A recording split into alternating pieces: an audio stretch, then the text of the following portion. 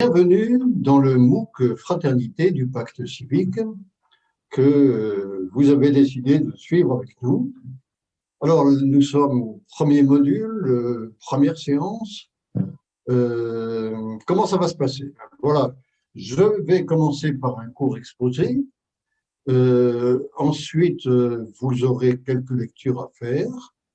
Et puis, à l'issue de ces lectures et de vos réflexions, vous aurez un quiz à remplir, et ce, avant que nous attaquions ensemble le module 2, qui sera consacré aux valeurs républicaines. Voilà, donc cette introduction à la fraternité, je la ferai en 3 parties. D'abord, comment est-ce qu'on peut la définir, la fraternité, hein, ce qu'elle n'est pas, et enfin un bref historique. Alors, essayons de définir la fraternité. Comment le ferons-nous? Eh bien, écoutez, en partant de ce que nous avons vécu, les uns et les autres, enfin les uns et les autres presque, je demande pardon aux enfants uniques qui n'ont pas cette expérience. Ce qu'ont vécu les autres, c'est une expérience de vie dans une fratrie avec des frères et des sœurs au sein de la cellule familiale. Donc la fraternité, avant toute chose, c'est un fait. On est frère ou sœur de ses frères et de ses sœurs, ce qui nous donne déjà quelques caractéristiques intéressantes. Le lien fraternel est un lien horizontal, entre égaux, ou presque égaux. L'expérience de la fraternité dans la cellule familiale, c'est une expérience de proximité, de vie commune, de complicité, de soutien, d'entraide, des souvenirs communs inoubliables, mais aussi la rivalité, la jalousie, les bagarres, enfin bref, un fort lien affectif qui n'exclut pas le conflit. Une autre caractéristique, c'est que nos frères et nos sœurs sont des personnes que l'on n'a pas choisies. La fraternité n'est pas l'amitié, la fraternité ne choisit pas ses récipiendaires. Alors, une première difficulté, c'est que le terme frère est masculin, très masculin. Et généralement, on le généralise aux deux sexes, mais non sans quelques controverses. Alors, bien sûr, on pourrait parler de sororité. Mais sororité, c'est difficile à généraliser. Alors, il faudrait un mot qui concerne à la fois les hommes et les femmes. Il existe, qui s'appelle adelphité. Mais vous reconnaîtrez avec moi que le mot n'est pas très vendeur. Bon. Deuxième approche, c'est l'approche étymologique. Frater, frater en latin, désigne le genre humain dans son ensemble. La fraternité désigne alors une autre réalité, notre commune appartenance au genre humain. Cet élargissement est important.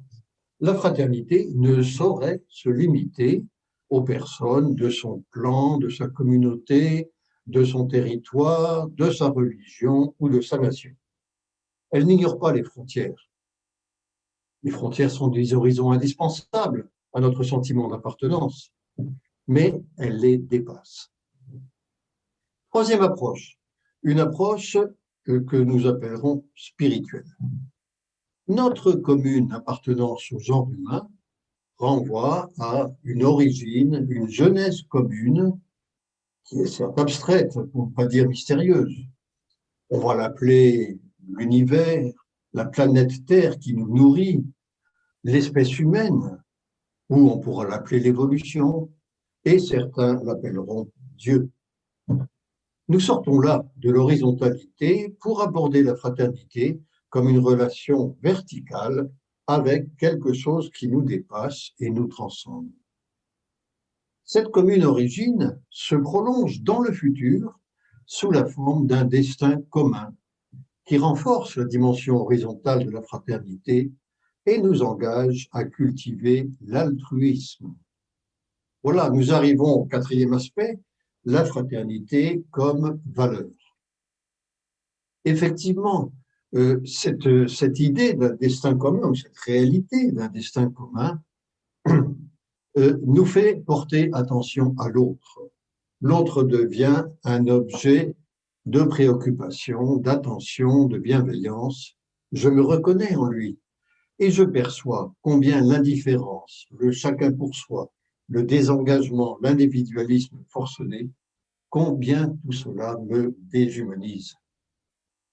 La fraternité devient un état d'esprit, un autre regard sur le monde, une valeur. Voilà, brièvement esquissé les premiers aspects de la fraternité. Pour compléter la définition, il peut être utile de parler un peu de ce qu'elle n'est pas. Ça nous permettra de nous démarquer de certaines visions qui déforment souvent la notion de fraternité. Premier exemple, ce fut un grand moment de fraternité. Non, la fraternité ne se réduit pas à un moment d'excitation collective ni à une émotion passagère. Elle ressort plus d'une conviction qui s'inscrit dans le long terme. La fraternité est-elle un sentiment, une sorte de rêve qui nous effleure de temps en temps, bien vite refermé, tant la dureté du monde le rend illusoire? Non, la fraternité est peut-être une utopie, mais dans le bon sens du terme, une utopie réaliste, jamais achevée, mais qui appelle à l'action. La fraternité est-elle un droit? Peut-être, encore qu'elle soit rarement utilisée comme argument juridique. Enfin, ça existe dans quelques cas. Mais globalement, la fraternité sera plus de l'ordre du devoir que du droit, sans pour autant se réduire à une injonction morale pure. Elle s'insère dans une vision du monde et des rapports sociaux, des relations avec autrui. Rassurez-vous, nous sommes loin d'avoir fait le tour de cette riche notion de fraternité. Nous aurons l'occasion d'en découvrir d'autres aspects dans les séquences suivantes, en particulier dans le domaine de la politique et de l'action publique. Passons alors à la troisième partie de l'exposé qui concerne l'historique. Alors bien sûr, la fraternité, ça remonte très loin, aux origines de l'humanité. Dans l'Antiquité, on la trouve plus comme un ciment interne des peuples et des nations que comme une valeur universelle. C'est avec le christianisme qu'elle va acquérir ce rang. Dieu devenant un père, tous les hommes et les femmes sans distinction deviennent frères en tant que filles et fils de Dieu. Bien sûr, la notion va persister dans toutes les époques et toutes les aires géographiques. Mais disons qu'en France, elle va acquérir une nouvelle jeunesse avec la Révolution de 1789 qui va essayer de l'ériger en valeur républicaine. Sans succès avant la Révolution de 1848, c'est à cette époque que la fraternité sera inscrite pour la première fois dans la Constitution d'une République. Notons que c'est également à cette époque que l'esclavage est aboli par décret sous l'impulsion du secrétaire d'État Victor Schœlcher. Mais elle subira bien des vicissitudes au cours du XIXe siècle sous la pression conjointe d'un capitalisme exploiteur, d'un marxisme prônant la lutte des classes, d'un nationalisme guerrier et d'une Église figée dans un rejet inconditionnel des idées républicaines. Vous verrez dans les documents qui vous seront proposés et vous remarquerez qu'à cette époque, quelles que soient les tendances, les femmes en sont exclues. C'est comme ça.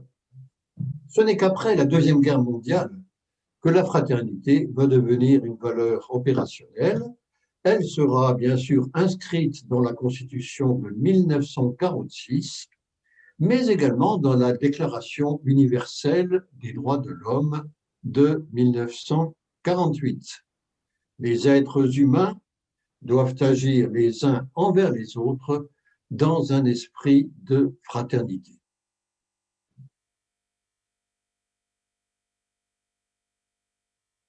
Également, après la guerre, la fraternité va être mise en application en France à travers le droit de vote des femmes. Ça ne vient qu'après la Deuxième Guerre mondiale. Et bien sûr, la création de l'État-providence, dont nous verrons qu'il ressort peut-être davantage de la solidarité, de la fraternité. Mais bien, euh, effectivement, la culture politique de l'après-guerre, avec la création de l'État-providence, s'inspire d'une manière ou d'une autre de la fraternité. Est-ce que cette valeur va inspirer complètement l'action publique de toute la période appelée des Trente Glorieuses? Ce n'est pas tout à fait sûr. Nous le verrons dans les prochains modules. Notons enfin le regain d'intérêt que la fraternité a suscité en 2015 suite aux attentats tragiques de janvier. À cette époque, brutalement, la fraternité n'est plus un gros mot et le pacte civique n'est plus le seul à la mettre en avant. Voilà, j'espère que ces quelques éléments vous ont mis en appétit et vous inciteront à approfondir la question en lisant les documents que nous vous proposons.